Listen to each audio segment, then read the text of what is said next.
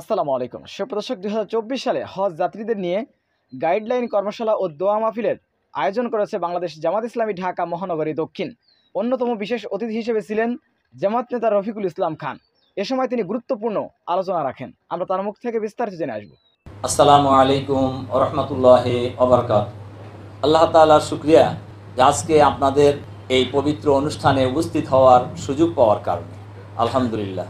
দরুদ ও সালাম আমাদের নবী ও নেতা জনাবে মুহাম্মদুর রাসূলুল্লাহ সাল্লাল্লাহু আলাইহি ওয়াসাল্লাম।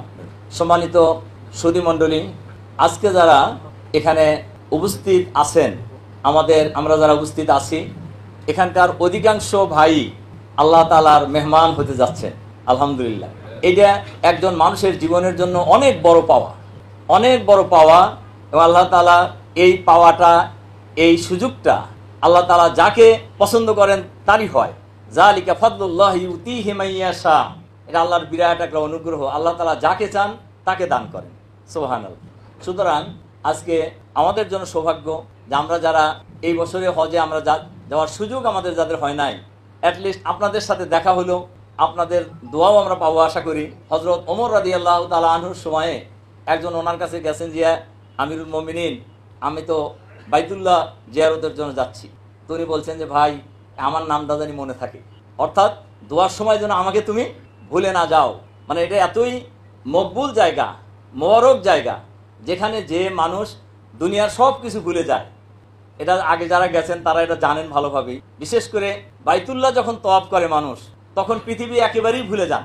ওখানে শুধু আল্লাহকে পাওয়ারই একটা আকাঙ্ক্ষা সব সময় মানুষের মধ্যে কাজ করতে থাকে।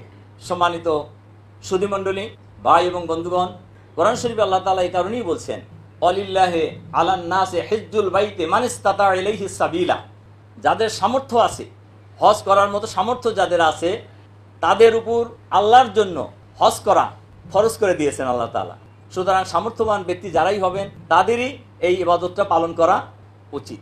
আর বাইতুল্লাহ পৃথিবীর সর্বপ্রথম ঘর, এটা আল্লাহ তাআলা নিজেই বলছেন, ইন্না আউয়ালা বাইতিন উদিয়া লিন-নাস লাল্লাযী বাক্কা মুবারাকান ওহুদাল লিল আলামিন। এটা হলো নিশ্চয়ই এটা প্রথম ঘর যেটা মানুষের জন্য স্থাপন করা হয়েছে। সেটা কোথায়? মক্কায়। লাল্লাযী বাক্কা মানে হলো মক্কার আরেকটা নাম হলো বাক্কা। এটা হলো বরকতপুর, সারা দুনিয়ার মানুষের জন্য বরকতপূর্ণ ও হেদায়েত, মানুষের হেদায়েতের জন্য এবং বরকতের জন্যই এই ঘর স্থাপন করা হয়েছে। সম্মানিত সুধী মণ্ডলী, সেই ঘরে আপনারা যাবেন। রিয়েলি এটা একটা লোভনীয় ব্যাপার এবং লোভনীয় বিষয় যে আল্লাহ তাআলার কাছে এটার রাসূল সাল্লাল্লাহু আলাইহি সাল্লাম বলছেন, হজ এমন একটা ইবাদত যার প্রতিদান কেবলই জান্নাত। সুবহানাল্লাহ, জান্নাত ছাড়া আর কিছু নয়। রাসূল সাল্লাল্লাহু আলাইহি সাল্লাম বলছেন, আল হাজ্জু মাবরুর লাইসা লাহু জাযাআন ইল্লাল জান্নাত। মাবরুর হজ, তার প্রতিদান জান্নাত ছাড়া আর অন্য কিছু নয়। বুখারী শরীফের হাদিস। সম্মানিত সুধী মণ্ডলী, ভাই এবং বন্ধুগণ, সেই জান্নাতের পাওয়ার জন্য, সেই জান্নাত লাভ করার জন্যই আমরা অনেক কষ্ট করে হজের জন্য যাই এবং হজের এই ইবাদতটা আমরা সম্পূর্ণ করি। আমি আপনাদের কাছে যে অনুরোধটা রেখেই, আমাদের আমিরে জামাত আছেন, উনি মূল বক্তব্য রাখবেন, আমি যে অনুরোধটা রেখে আমার কথা শেষ করতে চাই, আমরা যারা হজ করতে যাব, নিজেদের জন্য তো অবশ্যই দোয়া করবেন, আপনার পরিবারের জন্য, আমাদের জন্য দোয়া করবেন। আর এই হজ থেকে ফেরত এসে রাসূল সাল্লাল্লাহু আলাইহি ওয়াসাল্লাম আরেকটা হাদিস, যে হজ থেকে মানুষ যখন ফিরে আসবে, যদি হজের সকল হুকুম আহকাম তিনি পঙ্খানুরূপে পালন করেন খালেস নিয়তে, তাহলে একজন শিশু জন্মগ্রহণ করলে যেভাবে নিষ্পাপ শিশু জন্মগ্রহণ করে, একজন হাজি তেমনিভাবে নিষ্পাপ অবস্থায় হজ থেকে ফিরে আসবেন।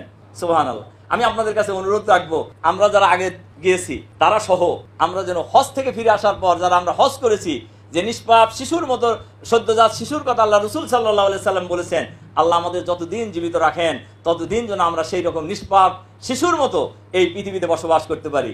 আল্লাহ তাআলা আমাদেরকে সেই তৌফিক দান করুন। এই কয়টি কথা বলেই আপনাদের প্রতি আবারও আন্তরিক সালাম এবং মোবারকবাদ জানিয়ে আপনাদের কাছে আবারও বিনীতভাবে দোয়া চেয়ে আমার কথা এখানে শেষ করছি। আল্লাহ হাফেজ। আসসালামু আলাইকুম ওয়া রাহমাতুল্লাহি ওয়া বারাকাতুহু। সুপ্রদর্শক, জামাত নেতা রফিকুল ইসলাম খানের এই বক্তব্যটি আপনারা কিভাবে দেখছেন? অবশ্যই আপনাদের মূল্যবান মন্তব্য কমেন্ট জানাবেন। সবসময় সত্য নির্ভীত তথ্য পেতে বানো টিভি 24 ইউটিউব চ্যানেলটি সাবস্ক্রাইব করে আমাদের সাথে থাকুন। আসসালামু আলাইকুম ওয়া রাহমাতুল্লাহি ওয়া বারাকাতুহু।